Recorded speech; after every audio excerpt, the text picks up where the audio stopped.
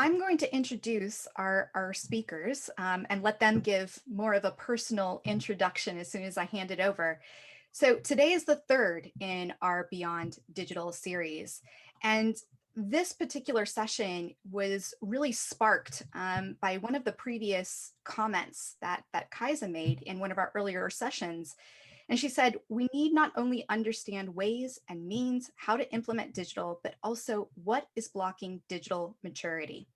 So today we're going to look at current museum organograms, be they micro or macro, to understand what blocks digital maturity from becoming real. We shall be looking closely from within and outside at how organograms oftentimes miss out on digital practice and identify the missing cogs and wheels that can make them improve their performance thanks to digital oiling. So some questions that we're going to tackle today. What can we learn about museum organograms and the way they function from within and outside, particularly when inspected through the lens of digital futures? Second, how can we better understand the full potential of digital in museums for better futures? And third, how can better futures become tangible and present realities thanks to digital? So our speakers today include Fabio Viola, an award winner digital entertainment producer with a background in humanities, author and lecturer. He founded his first startup at the age of 22, working on international gaming brands such as The Sims, Harry Potter, The Simpsons, and Tetris. As a gamification pioneer, he works with public institutions and private companies with a focus on engagement in product and services. He is the founder of Tuo Museo, an international artist collective pushing the boundaries between culture and interactive media. His latest production includes Father and Son, the video game for the National Archaeological Museum in Naples, with over 4 million downloads and a life in music, the first interactive app developed by the National Theatre in Parma. He's currently leading 2 EU-funded projects, Playable Cert for the municipality of Alghero, Sardinia, and Turisico for the Chamber of Commerce of Pisa. And then we also have our illustrious Dr. Sandro D'Abano, a museum thinker and culture strategist. He's been with us through the entire Beyond Digital series, an associate lecturer in museum studies and other related subjects at the University of Malta, collaborates regularly with Italian universities, including the University of Casino de Lazio Meridionale. I can't say that one. I can't. I'm sorry. Also a well-published author in museum studies and cultural heritage in general. He's the national representative at the European Museum Academy and advisory board member at We Are Museums. He has recently joined the International Advisory Board for the Anchorage Museum in Alaska. His repertoire of international curated exhibitions includes the Mattia Prete Faith and Humanity in Taverna and Valletta, and Malta Land of Sea at the Beaux-Arts Center of Fine Arts in Brussels. He's the brains behind Musa, the multinational community art museum, which he leads as a project leader and first museum director, for which he developed the bespoke participatory vision over 12 years. So we have some really powerful speakers for the next hour. I am going to turn it over to both of them, but I want to just make a quick note. At any time during today's discussion, please use the chat to put any of your questions. We'll flag those at the end. We'll have at least 20-25 minutes for questions, but please, as you're thinking of those questions, don't hesitate to put those into the chat. So I'll turn it over to our speakers. Thank you, Lauren. Thanks for the introductions. I felt a little bit uneasy with my introduction, but I mean, it's something that I provided, because this community has made me feel much more as if we're amongst friends having a drink, at the bar. That's my feeling, at least. So thank you for that. As we were preparing for this session, for this meetup, Fabio and I were going through the previous 2 meetups and some of the conclusions, some of the ideas that were being shared during the discussion and the presentations, amazing presentations. And 2 things came up. We thought that your work as One by One could be a good point of departure, meaning that all the work that you're doing with museums and trying to understand how digital can percolate across organigrams, not just focus on the digital department. And then, more than anything else, it's Kaisa's comment, which Diane and We Are Museums also brought up post meetup on social media, which is about the need to understand what blocks, what are the mental blocks, what are the blocks for digital maturity to be achieved. And my role here will be more of, I mean, I won't be just asking questions, but I will be also provoking. I will be sharing 4 provocations to which Fabio will be reacting. And these 4 provocations relate in general terms to 3 levels. It's leadership and museum leadership, and how museum leadership relates to digital and to the need to achieve digital maturity, middle management, or the bigger picture in terms of the museum organogram, and then the public. And I thought of starting with my first provocation by quoting or referring to a report published last October. The title of this report, published in the US, it refers to a study conducted with US museums. The title of the report is Digital Readiness and Innovation in Museums. And the statistics there are intriguing in the sense that, as you rightly pointed out, Lauren, last time, and you actually said we're getting there. No, there is the will to change. There is the will to become a digital mature institution, and this is reflected very well in the statistics that this report shares. So it's roughly 70% of museum leadership that is either informed, knowledgeable, or supportive, which is quite a chunk.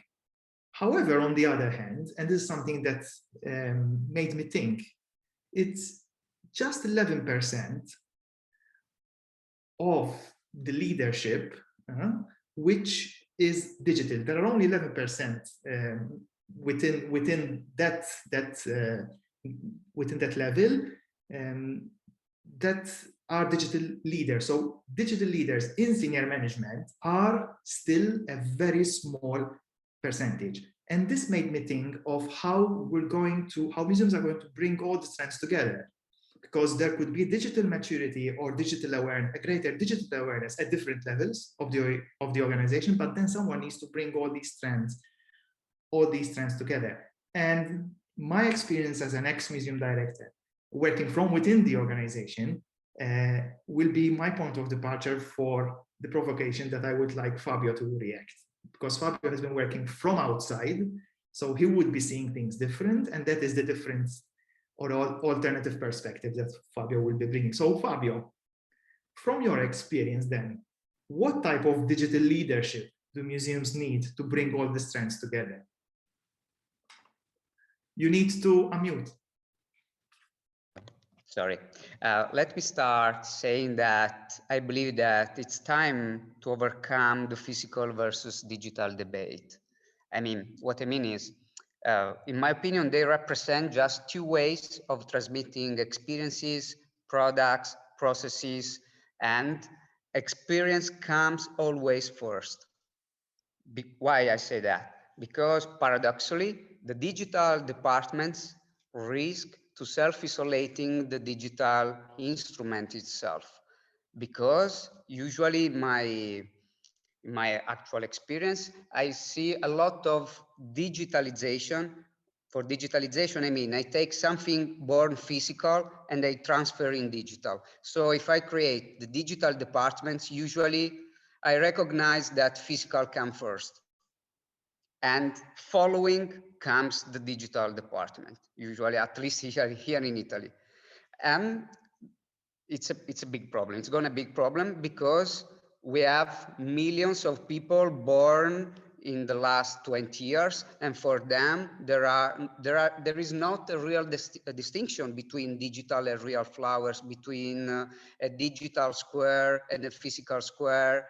They just pay attention to the emotion when they chat with someone. So if I chat with you face to face and I chat with you through WhatsApp, it's the same. For the same, I don't mean that the experience is the same, but I can use physical or digital according to what I need to achieve from my user perspective.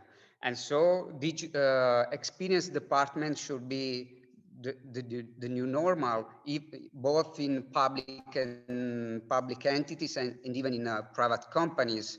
And what I'm saying is, of course, we need digital skills inside the museums, but usually for digital skills, actually we mean technical skills. I mean, people able to convert a piece of theater, an artwork in a digital environment. But my real question is, of course, we need this kind of people, but we need even creative people, people who create native contents, or let's say native digital contents that combine technologies with creativity, because just creativity transforms that technology in art. And so if the real mission of the museum is to even to produce, to create new artistic contents, we need a crossover between cultural, technical, and creative clusters. In that way, I can be relevant, I can create memorable experiences in the life of my audience. What I mean is, for example, let's say the book, the act of reading. If I take a book and I just digitalize that book under the forms of Kindle, for example, of an Amazon Kindle, after the initial enthusiasm, people will continue to prefer the original medium. In fact, the sales, the units sold mm, collapsed in the last years. The same is for virtual tours and stuff like that. Because why? Because this is just digitalization. I mean, I didn't change the creative process. I didn't change the act of reading, the way author write books, etc., etc., etc. So people will come back to the physical books. When I create a totally new experience, probably I'm on the good path. That's interesting. Fabio, you're making me think of another question, a sort of a supplementary question. You've been working with museums from the outside, no? You with your startup, with Tuo Museo, you usually work with museum directors. Yep. If you can define the ideal museum director, how would you describe him? What are the skills? What is the knowledge? What is the approach that this ideal museum director would need to have for you to work, as we say in English, glove in hand, no? Yeah. I mean, usually the directors I met, even the best one, are totally focused on their self, on their museum. They are self-referential. I mean, they are focused on their own contents and spaces and processes, but people resonate in a completely different way because the main questions, at least here in Italy, for the directors, how can I preserve, how can I educate, how can I spread my space, but using what I have already in place, using my artifacts, using my artworks. What I think is we need the creative part in order to make relevant today the contents I have. Otherwise, people can't recognize themselves and they can't associate their everyday life with that artworks. And so the great problem is how to create a common language between creative and cultural clusters, because of course directors come from a completely different background compared to me. and I can understand honestly the value of that artifacts. So we need each other. This is what I think. But the big problem, even when we find a common language, is the legacy of kind of project. Yeah, I think the main problem is the legacy, because we can create even a successful project, but internally they can't govern it. They don't have the people, they don't have especially the mindset in order to govern this process. And the real problem is technology is evolving at a such speed that no public institution in the world is able to govern it. No one, even the best one in the world, they can govern it, because every year we have a major changes in the technologies. So what is the solution? I think I'm strongly convinced of the need to strengthen forms of stable and long-term partnership between public and private. I mean, this is for me the only solution available right now, because museum can't hire every year new professionalities. So the museum should become an incubator and learns from these startups by osmosis, and will learn, of course, and vice versa. And even the property of the new project should be 50-50 or something like that, because this is the only way for my companies to continue to push attention on that project. Otherwise, it dies 2 months later, 3 months later, because there is an astonishing obsolescence in the technologies. So museums needs of privates and private needs of museum, because I need their imaginaries, I need their stories in order to create my own stories. Have to draw from some place.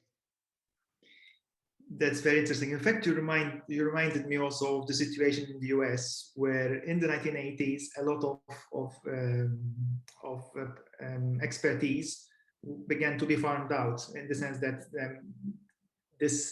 the museum ecology was expanding, and you had startups who began to service the museum from outside, and this would bring a problem of legacy, as you were mentioning. You also made me think of my personal experience as an ex-museum director, where I had to fight inch by inch to bring change, and about lots of things, also about digital, about the need to do things. We've always done it that way, so why are you trying to mess it up?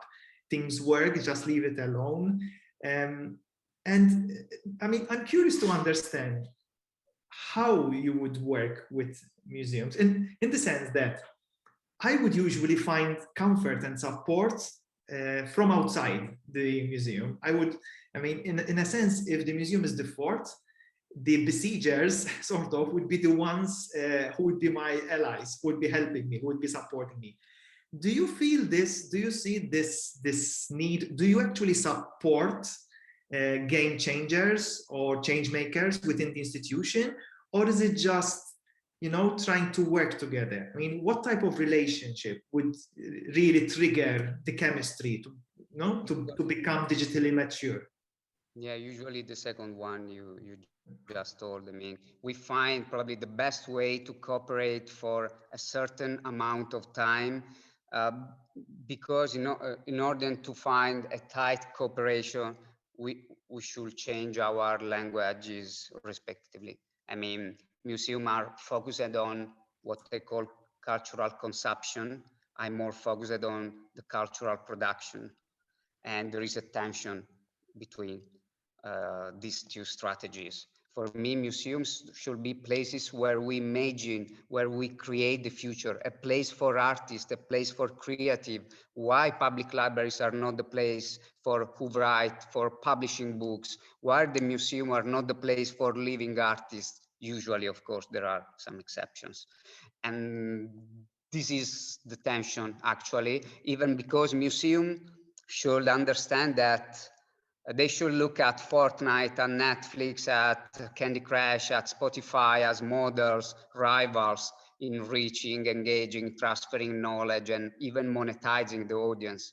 this is the real challenges, not between a museum and another museum, not between a museum and theater, but the real challenging today is winning the time of the people, because for the first time in the history of human being, we are more money than time available. For my grandfather, it was the opposite. So we have to win the timing of the people. And there are some platforms that are winning the timing of that people much more compared to the museums. Of course, I'm not saying that museum should look like Fortnite or like Minecraft, etc., etc. No, I'm not a fan of the Disneyfication, but we have to question about how come they are winning the time. Who wins the time right now are even winning their attention and the capability to transfer stories and knowledge. And I think that should be even the mission of a museum. So there is this tension because a lot of directors think that people have to go there, have to do that, because the societies still think that reading a book is the best form of leisure or best form of cultural experience we have to do. But people are going away from traditional books. They are reading inside video games. They are reading inside Wattpad. So the paradigm is completely changing, and we have to avoid this short circuit among museum and people. You actually bring me to the third provocation here, and I know that is something that we've been talking about over the past weeks, months, a little bit more perhaps, which is essentially the museum of the future. No, I think that so far we have understood the museum, and I've written a blog post on this particular topic. I think we've understood the museum as being a boxed experience, no, a box with contents. Hopefully it's not just objects, it's experiences, but more often than not, in general terms, it would be objects. No? And what we've done during the COVID-19 pandemic, what most museums have done is to open digital windows in this box, or perhaps broadening them or making them bigger. How do you think all this is going to develop? I mean, what will be the museum of the future when we talk of digital? Because this, in a way, informs the need for digital maturity and what level of digital maturity the museum of the future is going to aim for, or would need to aspire to. I mean, what are your thoughts here? Yeah, I totally agree with you, Sandro. The real question is, what is a museum already today? What is a museum today? The number of visitors that enter physically in my space, inside my environment. For me, no. I mean, yes, they are legit. For example, I reach 1 million people that pay 15 euro ticket and enter inside my space. Of course, it's that. But parithetically, in my audience are all those people who act and interact inside my digital landscape. And I repeat, parithetically. So I should focus half of my budget in creating a completely different model, not digitalizing the physical space inside a digital environment, but creating a completely new paradigm, a new model of creating, consuming, co-producing, etc., or even the touring programs. People who enter at my exhibit during touring programs, for me, are even my audience. So I should have different layers of users. Someone call it the multi-platform museum, and I completely agree. And every museum needs a different organigrams, different human resources.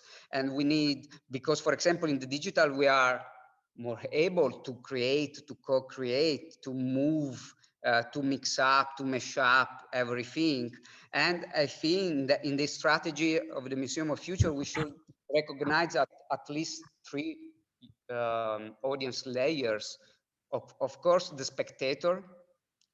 We are used to create the best user experience, the best user interface for the spectator, for the one who passively passively get my contents, but at the same time, we need to create space of protagonism for what I call spectator.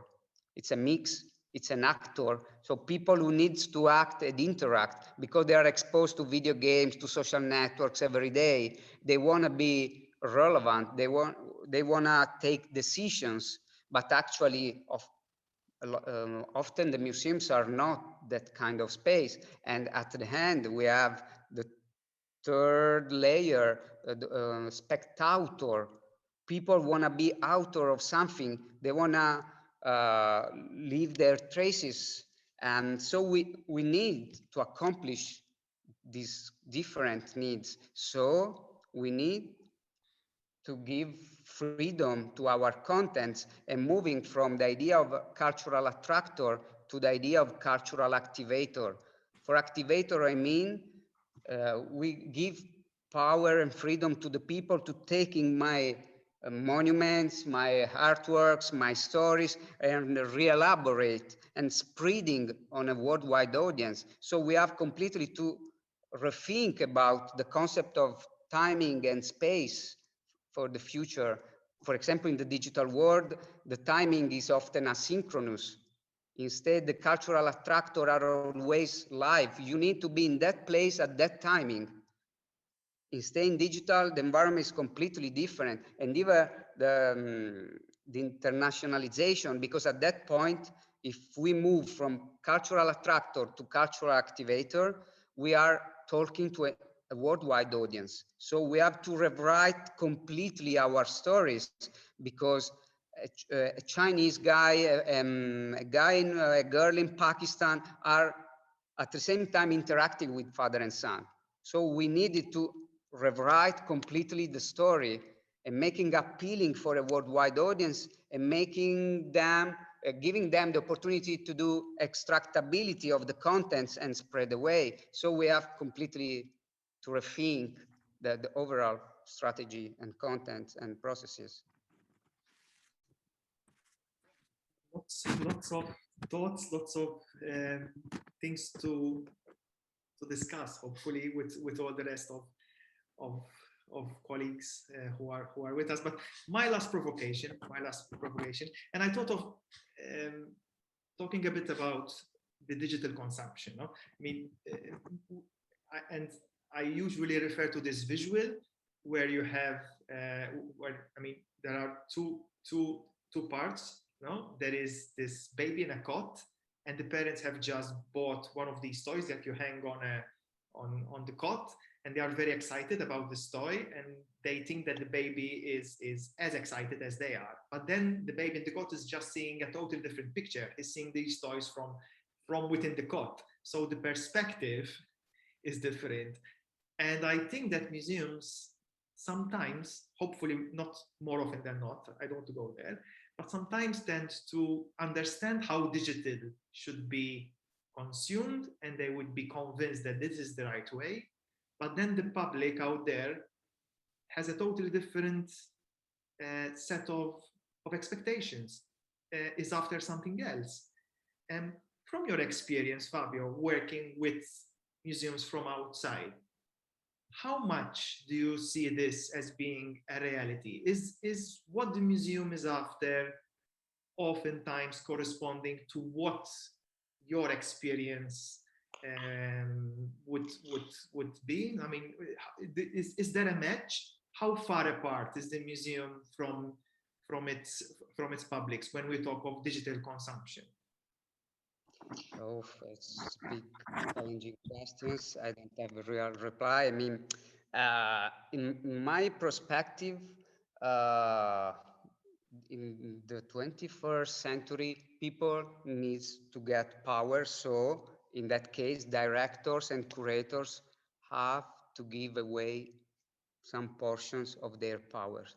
This is the last chance, in my opinion, to create a common space when both parties can act and interact really together. Otherwise, it's always a vertical transmission of contents. Of course, we are making these contents more appealing, we are making these contents more engaging, but we are not giving away our power, because we are moving out from a culture produced by many, produced by few and consumed by many, towards an age where the culture is produced by many and consumed by many. I mean, we are going over the Industrial Revolution period where few people wrote, were used to write book, encyclopedia, I don't know, curating the museums. We are going, I don't know, a lot of people don't like this. We are going towards a culture produced by many and consumed by many. At that point, people are self-regulating even the market and what is art and what is not art. And actually, I don't like it too, but art usually is given by the number of repetition of that content and not by the quality of that content right now. So, but at that point, if we create room of protagonism and people can create and co-create a lot of things, we are on the good way, and we don't have anymore the idea of original copy, because if my users can reproduce changing a little bit of that content, the new one is an original too. So it's changing even the economical chain, value chain, even in the art, even in the culture and in the everyday life. But it's super good because we are creating a connective brain, because 1,000 people, 1 million people are working on the same topic. And of course, 1 million people are better than a director, and people get I won't be, during the time through this process can better understand what is valuable or not valuable without anyone else that teach me what is valuable, what is not valuable. Probably at the start of the process, they get bad apps. They don't understand the quality, the differences between this app and another one. But if I directly expose it in the process, I get a better understanding, and I can self-curate in the next years, in the next decades, that those kind of contents. It's a great revolution. So the director are going to be enabler or just facilitating the process, but not anymore the one who decide what masterpiece need to be exhibited in the museum, because probably this is not going to be relevant for my audience. And so we need an approach audience centered, or I prefer to say engagement centered, because we just don't need audience centered, but we need people to be engaged and to be involved in the process. We just don't need to do audience development and stuff. Fabio, thank you. You've set me thinking. I have so many ideas, but I don't want to take time from the rest of the meetup. I'm sure there are questions, reactions. Lauren, over to you. That was amazing. I have a ton of questions as well, but please go ahead and put your questions in chat or raise your hand. You can unmute your mic, but I can already see we've got one question. Kaisa, do you want to unmute your mic and ask your question? Yes, sure. Thank you so much, Fabio. That was really very interesting. And I think also, Sandro, the questions about leadership, etc., is very relevant. And I've often wondered how current organograms are preventing or enabling digital transformations with the traditional departments of exhibitions and education and programming and collections, etc. So what are your thoughts about that? For Sandro, I think. Is Sandro it a is more question expert for than me, Kaisa, or for Fabio? For both of you. Go, Sandro. Maybe Sandro. Okay. So I go first, and then Fabio perhaps can react based on his experience from outside. I think that, and I mean, we've been having this discussion, Kaisa as well, with you, and I think that the biggest challenge for museums, in my opinion, is to let go of the current definition of a museum. And in a sense, and I want to comment here, it's risky to discuss a new museum definition now, and I've said it a few times, even in other spaces, because things are changing so fast. Digital has become central, and all that it has been happening has put digital in the limelight. So if there is this huge shift with technology, if there is this very rapid change with technology, and technology is taking center stage, why are we trying to define something that is in flux? I think that one of the solutions is to literally rethink the organigram and trying to bridge. I think this is something that Lauren mentioned, and even you guys have been doing at your museum, trying to come up with new connections. In a way, if we look at this through the lens of academia, we talk of interdisciplinarity. No, it's something that in academia is quite common, but then interdisciplinarity often leads to a new topic, a new subject, a new discipline. It's the cycle, and this has been happening all the time. The challenge is how fast museums can go, how fast can they actually react to the very fast rhythm of change by literally being agile and adjusting their organization accordingly. That is, I believe, that's the challenge. Fabio, your experience perhaps would like to share? Yeah, sorry, I'm not that expert with the inside museum organigrams or stuff like that, but in my opinion, we are moving towards the more horizontality against verticality. So we come from a period where it was used to split the organigram in, I don't know, product, education, collection, etc., etc. But if we accept the idea that experience come first, we should think about the lifetime cycle of the user, and just having these human resources all together, maybe split in different micro teams, so each team can be self-efficient in organizing the product or the process. This is what is happening right now in the video games. Even big companies with thousands of employees are split in 5-10 units. Every unit has their own budget for the year, and they can produce by themselves a concept of video games. You know, in order to create video games, you need game designer, screenwriters, artists, animators, musicians, etc., etc. So all the human resources necessary to self-create a product. This can be a smart idea to redistribute the organigrams in short, self-efficient, experience first department. I mean, but it's just a suggestion, but I don't know honestly what is happening in the I organigrams. totally agree. Thanks. Great. So Fabio, you mentioned the need for museums to work outside of themselves, right? To create those partnerships. And I'm curious, what would your advice be to museum professionals who you're creating those partnerships? What can they do to work better with their partners and also learn from their partners, so they might be able to bring some of those skills inside?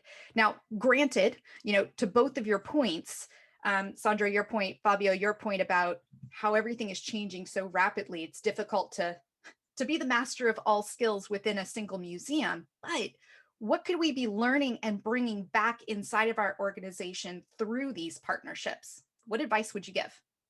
Yeah, I think one model might be that museum becoming incubators. Museums can be the physical spaces for startups active, of course, in the cultural artistic environment.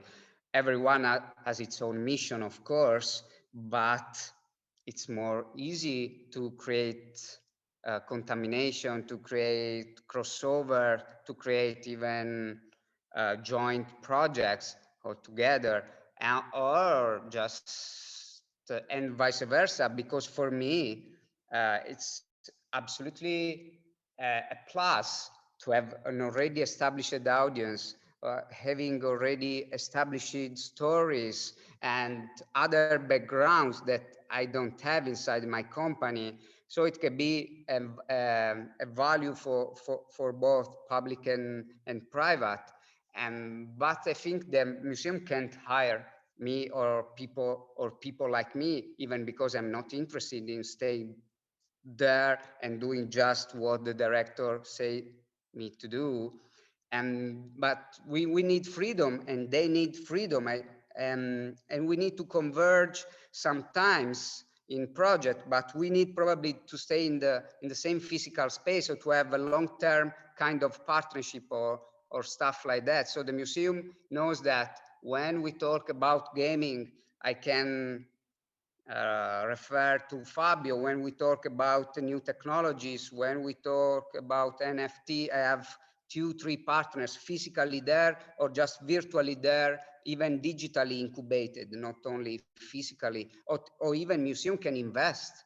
Some museum, they can invest in these startups or vice versa, if possible. Probably I'm interested in taking some stakes in a museum.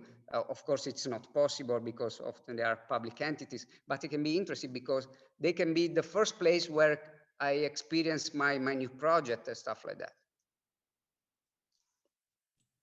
Excellent, thank you. Sandra, do you have anything to add to that or any questions of your own that might follow up on that thread? Well, I mean, I do agree with Fabio, and I like the way Fabio looks at things from the outside, because it is literally shifting perspectives. Again, I mean, I think that the biggest block that museums have is the way they see themselves. I think if museums just take a step back and look at themselves the way the public sees them, I think that could be a good starting point for change. How willing they are, or how comfortable they are, or how much they can do that, that is something else. Digital maturity is the ambition, and I really, I'm a big fan of all the work that you're doing at One by One, but it's digital leadership as well. No? It's about stepping back and looking at things from a distance and trying to understand what can really make sense. The idea that Fabio has mentioned, I think is brilliant. The idea of having a museum startup or a museum as a constellation of so many possibilities, that can service the needs, much like a solar system. I think that is an Or a museum, or even a museum can buy a seat inside the co-working. So bringing the museum outside the museum, not only vice versa, bringing creative inside, it's an option, or I bring a seat inside the co-working space or other creative hubs. So I delocalize one of my staff, for example, he stays there, doing the process of shifting the museum outside of the museum, that it's mandatory right now if we are going towards a multi-platform museum. Excellent. Does anyone else have any questions? You can raise your hand, take yourself off mute. Questions for Sandra and Fabio? I have one. Go for it. It's exciting. No, but I realize that we are not just talking about the transformation of music. We lost you, Kaisa. Oh no. Yeah, We'll give it just a second to see if it will come back. Does anyone else have any questions? You're back. Kaisa, you're back? Can you hear us? Yes, can you hear me? Yes, we can hear you. Go for it. Okay. Yeah, I'll go while I have the internet connection. No, I realize that we're not only talking about the development of museums, but also the relationship between companies and museums. And I've been... We lost you again. I'll put in chat. Kaisa, are you back? I'll ask her to put the question in chat so we can definitely tackle that. Does anyone else have any questions? There's Milena, I believe. Yes, hi. Thank you very much for this. I don't think that I can articulate this as a question, actually, because you made me think a lot during this conversation, but I will just share some of my thoughts. I've just actually finished writing a paper about the preservation of the photography by contemporary artists. And what I found out is that actually they are preserving just the old photos and not the digital ones. And then I was starting reading the why, and it is actually the whole idea of the photo, which in digital actually space is not the matter of preservation of a moment and of some collection of memories, but it is actually a matter of communication. And I would like to make a parallel with that for thinking about different perception of the digital museum, because you mentioned at the beginning that it should be completely, a changed process of preservation of the, not preservation, but the presentation of the museum. And just, it is always my first question, how, or not how to make actually audience be immersed in that digital experience. You definitely have much more experience in that, and I see that from the things you have done. But it is always a question: if is there any any short input? Should museums use more social networks to make the audience somehow think differently, or you don't, did you have experience from the some audience? I don't know if I said at the beginning that I don't know if I can articulate the question, because it is I think I'm still thinking out loud, but did you have some input, some audience researches, how they sometimes reacted on the content given, or because I liked very much these three: spectator, spect actor, and spect author. But how are you making actually spect author reacting? I'm always reading, I'm coming from academia, but also from the museum sector, but I'm always reading those texts about making not a visitor but a user of a museum, and I like it really much. But when coming to practical work, it's never the author, it's somehow more actor, or the most just the one who is passive or actually spectator. And that is that would be my question. I know that it is not the shortly possible answered question, but if you have any thoughts on that, it would be useful. Great question.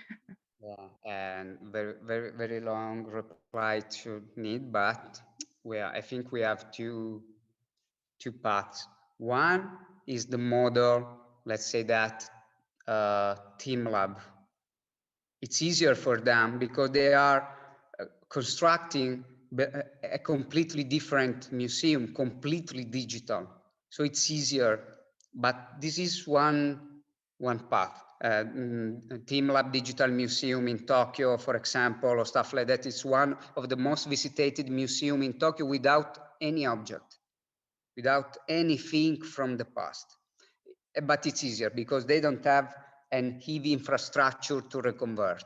The other point, in my opinion, is working a lot on the pre and post experience compared to the during. Of course, on the during, we can do so much. Okay, we can engage in, we can introduce technologies, we can do a lot of things, of course, but it's, for us, I think it's easier to work on how to engage, how to change completely the paradigm in the pre-phases. Pre-phase, I mean, before people entering the physical space, and after people go away from the physical space. We usually don't work on both this. We are focused completely on what happens inside the physical space, but if it's true that actually the geographical space it's close to the digital landscape, we have a lot of room of improvement in the digital landscape of the museum. I mean social networks or stuff like that, but we can transform spectator there in spectator, in spectator, and etc., or combining the phygital kind of experiences with different access point, touch points. Of course, the materic one should be more traditional, but in the digital landscape can be disrupt all these models. So we can create a lifetime cycle based on these 3 steps. And for everyone, we can completely rethink the paradigm. Fabio, if I may, I'm always very intrigued by the game, by Father and Son, that you developed for the National Museum in the National Archaeological Museum in Naples. And something that struck me, which I believe it would be interesting for you to share with all of us, is how many iterations you had to do, how much feedback you got from users to go for a second edition or for a development. And perhaps it is something that could be interesting. And I think I mean, I'm sure you can speak about it much better than I can. Yeah, I think usually the first chapter of the game, released in 2017, it has been a creative act. I mean, of course, we had dialogue, brainstorming with the museum, but they gave us a completely free space to imagine the kind of game, the narrative of a game, the structure of the game. In the whole game, there are just 3 artworks. Okay, there are few educational content inside, but we got 4.5 million downloads, around 100,000 reviews and feedbacks on App Store and Google Play. And for the second chapter, we choose a data-driven development process. What I mean is we analyzed millions of data coming back from the gamers, and we decided the new story, the new places where the new time period where the game is set, etc., based on totally on the outcome. So it's less a creative driven process and more a data driven process. These are the 2 opposite approaches, but they can be useful both. And we are using this second one for the second chapter. Is going to be released this year, but it's up to the project. Sometimes we demand completely to our players, but in that case, the best part is the process. We don't guarantee the product. Instead, when the project is creative driven, we guarantee the product is much more important than the process. In my perspective, I can combine process and product. We have to choose between product or process. Process is interesting because we involved 100,000 people, of course, super cool, etc. But I'm not in control of the product.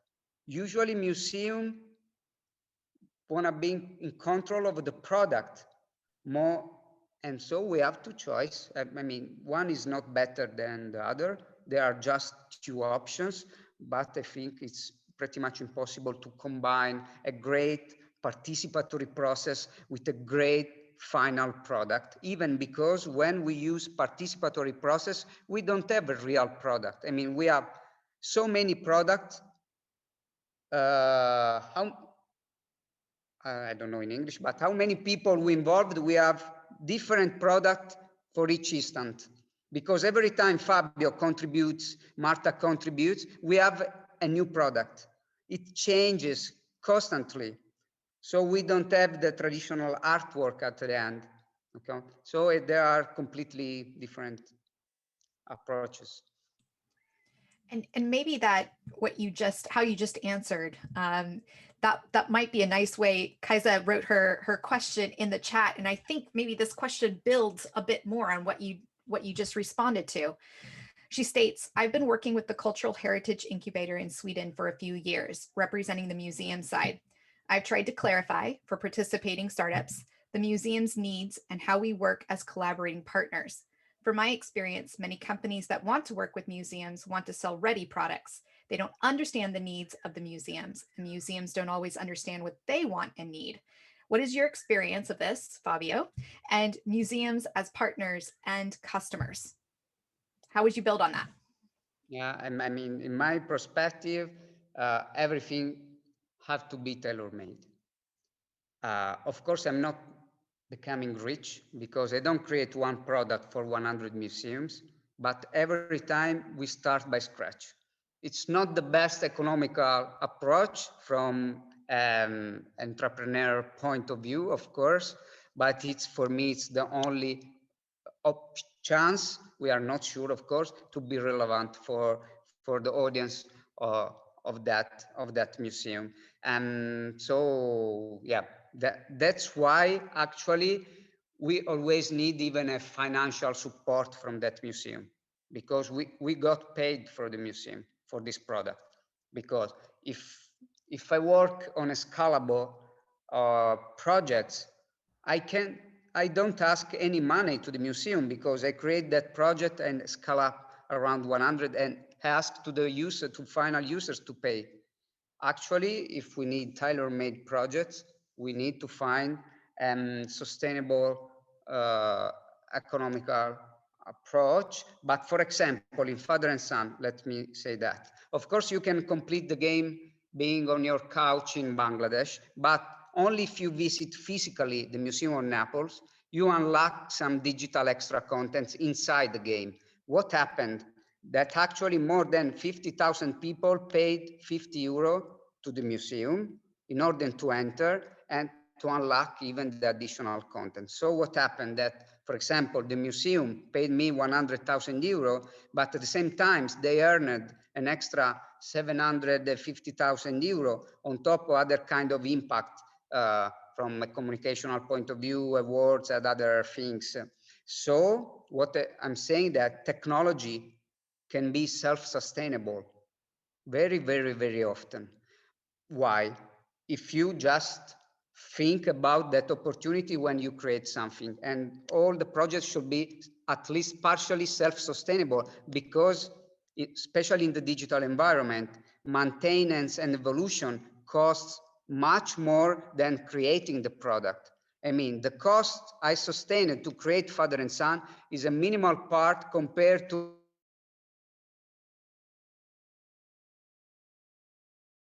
the last 4 years of. So we need to be self-sustainable in some way. We need that users directly or indirectly pay something in order to maintain that project for years. Because the museum, for example, can give me a grant as part of the project for creating the project, but not for maintaining the project. How we solve it? All the money from tickets come to the museum, of course, in this project, but the property of the Father and Son is mine. So we are reselling graphic asset in China. Theater companies paid us in order to get the script, and they realized a theater play about Father and Son. We create merchandising, etc., etc., etc. But we did that because we are the owners of the brand. Even if the museum at the start gave us a grant for this project. This is just an example.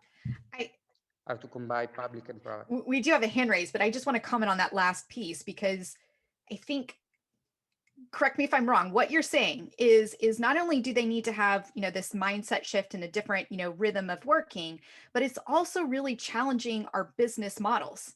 And so maybe when we're talking about what our museum leaders, our senior leadership needs, it's not just digital, skills and understanding, that literacy, but a lot of them don't come from a background of thinking about products and engagement and audience in the way that you do, in the way that retailers and gamification. And so that's a completely different set of skills and different experience that we would need in that particular role. Is that what I'm hearing? Yeah, it's that, because even the economical landscape in the digital is completely different. I mean, the physical world, we are used to the model pay in advance. This is the common economical model. You pay me 10 euro and you enter inside my space. I say always that museums are like an all-you-can-eat business model. You pay and you can consume whatever you want. If you just watch one artwork or you watch 1,000 artworks, the museum doesn't care about that, honestly.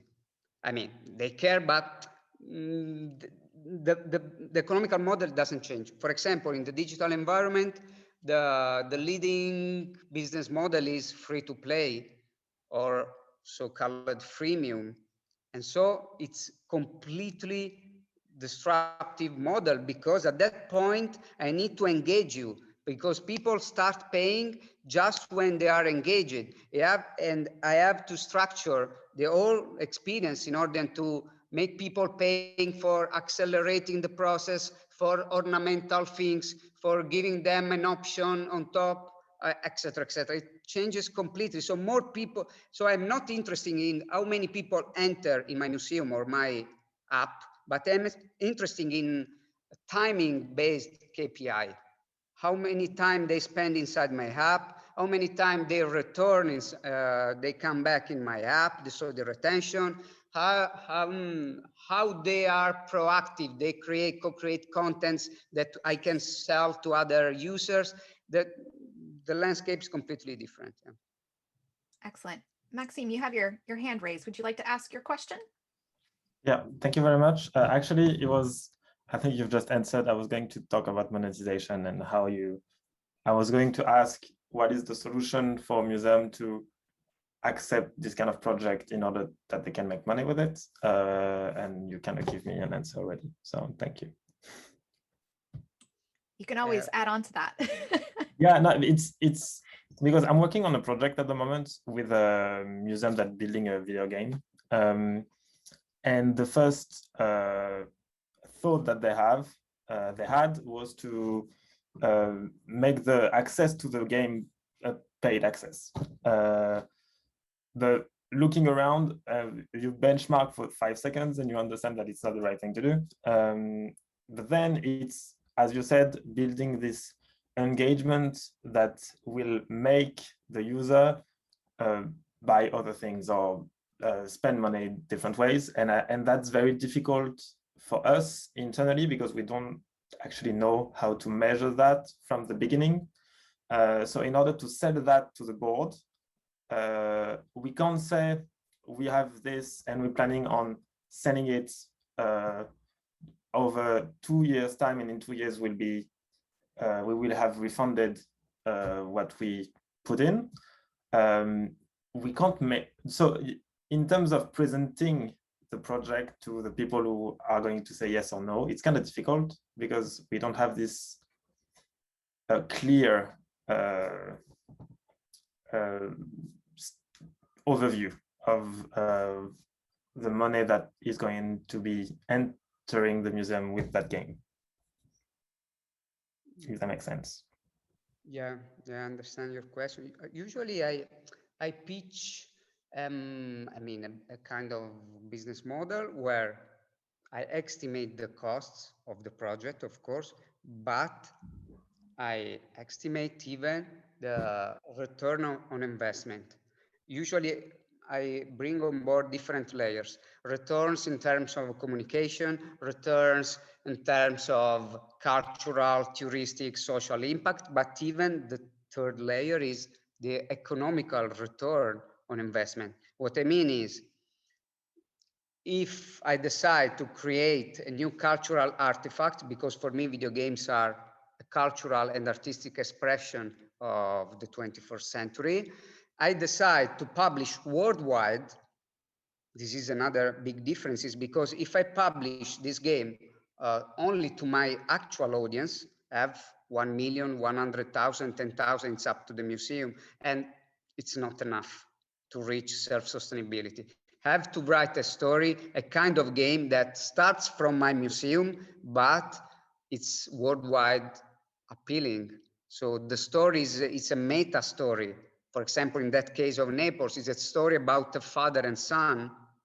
Father is dying, send a letter to his son, reach me in Naples. I will explain why I acted in that way in the past, why I left you alone, blah, blah, blah. Okay, it's not tightly connected with the museum, for example, that project. Then inside the story, you check 3 artifacts and you can visit even the museum. But why we choose that? Because We were focused on worldwide audience, how to attract people that doesn't know anything about that museum. Instead, if our focus is on to create something about my museum, I'm going to refer just my to internal audience usually. And that point, it's not gonna be economical sustainable, that project, because of course, if you have Louvre or Colosseo or Uffizi, or I don't know, or MoMA, probably yes, but 99% of the museum are not those ones. So we need to ask ourselves how we create an experience, in that case of video games, that might be appealing worldwide. And for sure, my cultural contents are not ready to be appealing worldwide. If I go worldwide, I have a lot of of opportunities to be self-sustainable or partially self-sustainable during the time with that game or with that app or that digital process, etc., etc., etc. But often museum directors don't see the commercial, even the commercial opportunity. I mean, you have to reach cultural goals, it's sure, touristic goals, social, I don't know, social goal, I mean, yeah, social impact and stuff like that, but probably the projects need to be self-sustainable, have to change my mindset and have to explore different ways to monetize, because usually director propose me, what if I add €1 on top of the actual ticket of the museum and people get free the game? This is the best model they can conceive. But this is just digitalization. I mean, I'm not creating a self-economy, a self-sustainable experience inside that digital landscape. Lori just asked a wonderful question in our chat. She asks, films that are made for a worldwide audience are often dumbed down, for example, using violence instead of subtle emotional stories. How do you keep the museum digital experiences subtle? That is the magic of the what I call story doer. I mean, it's the I call, instead of storytelling, story doing. I mean, because in the video games we let people acting, doing things inside that experience, but even in the social, etc., etc. Yeah, it's up to the quality of the screenwriters, but we can use, I mean, emotions like nostalgia, like fears, like loving, friendship, etc., to create great stories. And the real challenge is not the localization anymore, but how I write intercultural stories, transgeographical stories. That is the real one of the best or the most complex challenges we have ahead, because we are not used anymore to write for international audience. Because Italy, I mean, a Chinese guy doesn't know anything about Italy. They don't, so honestly, they don't know anything about that museum, about that artifacts, about that history, time, etc., etc. So that is, in my opinion, the biggest challenge, actually. Sandra, did you have any other questions that you were just burning, wanting to ask during your provocations that you didn't get around to asking? Well, I mean, more than anything else, I was trying to get as much as I could out of Fabio. And one other thing that I wanted to ask you, Fabio, is about your project for the National Museum in Parma. That could be an interesting example to share as well. I don't know much about it, so I'm going to learn as much as the rest of all of us here. I mean, do you think that is that is something that can inspire museums, for example, even if it's theater? I know that well. I mean, we are looking, we are shifting perspectives. We are looking from outside, but in that particular project, I mean, what is it that you can pinpoint that we can learn from, perhaps? Yeah, I learned a lot, because one of the mission was how to bring again to life Verdi. Verdi was a very famous musician, Aida, etc., etc. But people even in Italy doesn't know anything about him today.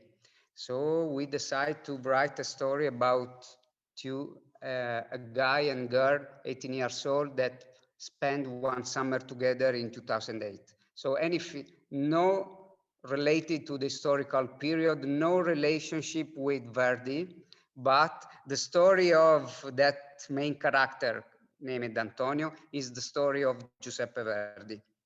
So you are living in the contemporary, but you are at the same time living what Verdi suffered, the loves, the friendship, the success, etc., etc., etc.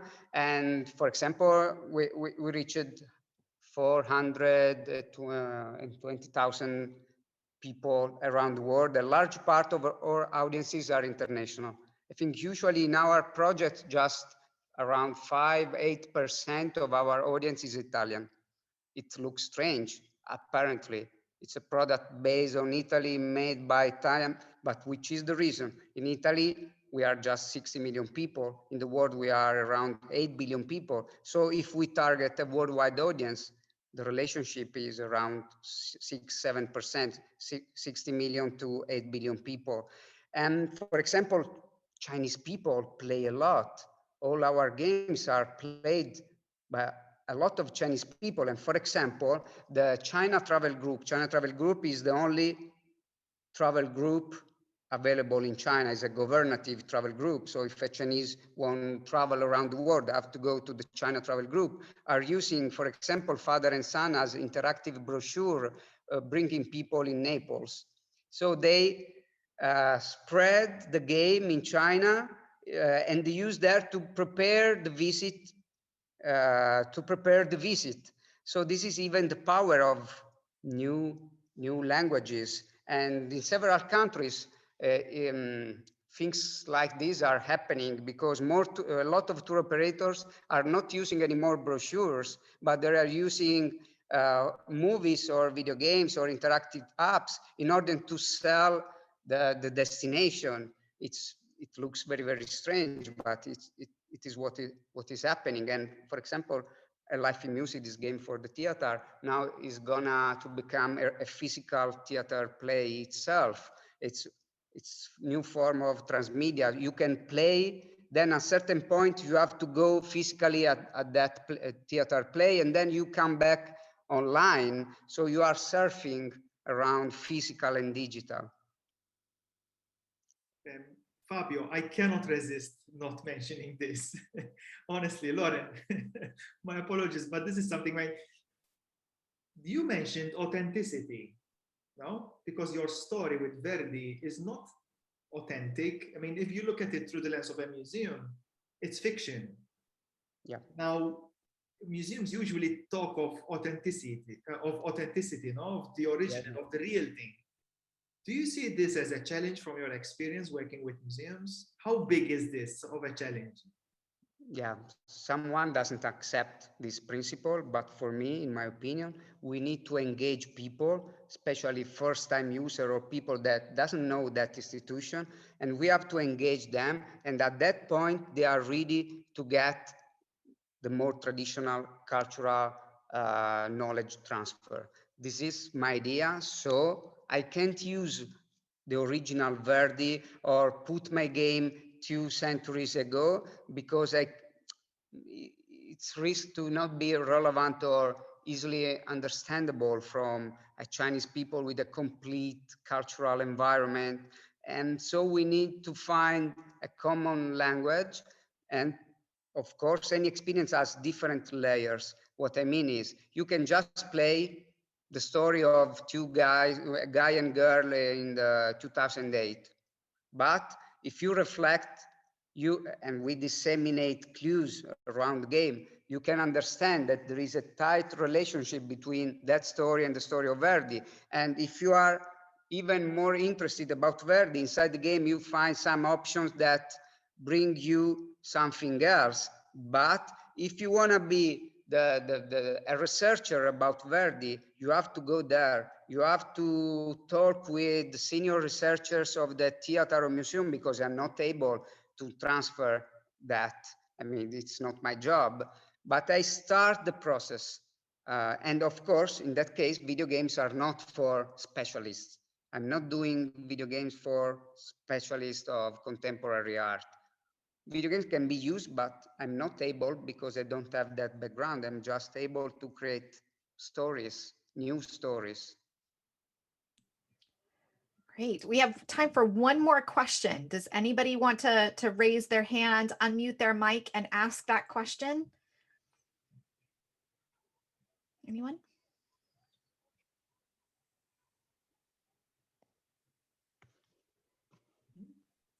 So we had a couple of comments in the chat, and maybe this is a nice way to kind of give some closing thoughts. Both Sandro and Fabio. There were obviously comments about, the biggest digital blocker is the senior leadership, their mindset, their ways of working. But also one of the comments that was made was that the rhythm of how museums do their work, make decisions, is not as quick as, those external partners, right? And so there's that tension that you spoke of. What can the participants of today's session and those that are watching the recording, no matter where they sit in their museum or their practice, what could they do to go back and try to make this case to unblock some of these obstacles that you've shared with us today? How do they get to the senior leaders? How do they make that case for change? How might they change the way or rhythm of working within their own institution? I'll leave it to both of you to give us some closing thoughts. Fabio, would you like to go first, or I can? Fabio, would you like to go first, or okay, you're frozen. I can go first. Okay. I think there are a couple of things that came to mind during our conversation, and also in response to the. First, it's more related to your. Okay. I think there are a few things that came up, that came to mind during our conversation. I think that one possibility could be to think of the museum as running on different speeds. There is not just one speed, but having this, what Fabio mentioned when he was referring to the way the game industry works, that there are independent units that function independently with their own budget, but in a way they connect to the bigger picture. I think that could be a good point of departure. Managing up is not easy, and I mean, I've done it. I had to do it quite a few times. You need to convince. In that case, in my personal experience, I found a lot of support from outside. I mean, just get people to talk with you through the management, especially those who have a different perspective, and trying to get your senior management to look at things differently. It's not easy. It depends on how much your senior management is open to understand and to embrace shifting perspectives or different perspectives, but it's always worth trying. I think that it's also a question of looking for like-minded people within the organization so you can join forces. And sometimes you'd be surprised you'd be surprised that there are people who think in similar ways as you think, that they are also change makers. So as we say, birds of a feather flock together. So people coming together, sharing the same ideas, the same values, the same ambitions, which is also what this community is all about, is something that can help. I mean, from within an organization, having spent so many years working within an organization, it's not easy. It's not straightforward, but it can be done. It needs time, it needs patience, one step at a time. Fabio, how do you see things from outside? I think museum and cultural institutions have to accept the speed of the outside world. Otherwise, they are gonna die. I mean, it's not time anymore that the world adapt itself to the museum, but it's easier that museum adapt it to the rest of the world, because the rest of the world is more unfortunately or fortunately more relevant in the everyday life of the people. So it's up to that.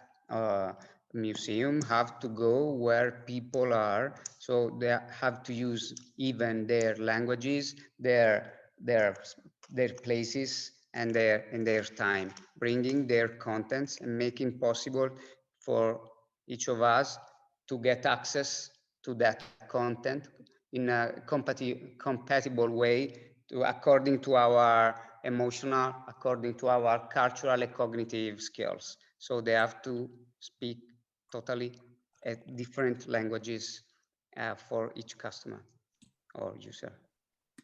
Excellent. And with that, let's give a virtual round of applause to our speakers today. Thank you so much. That was a great discussion.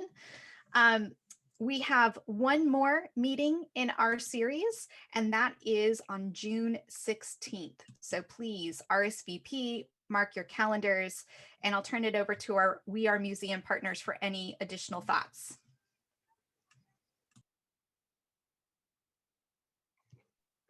Diane, would you like to add something? Okay, so I think we're done. Thank you. Thank It's you. been an enjoyable conversation. I was learning as much as you, from Fabio, as hopefully you found it also inspiring and informative. And looking forward to our next meeting. Thank you, Lauren. Thank you, Kaisa, and the rest. Thank you. Bye.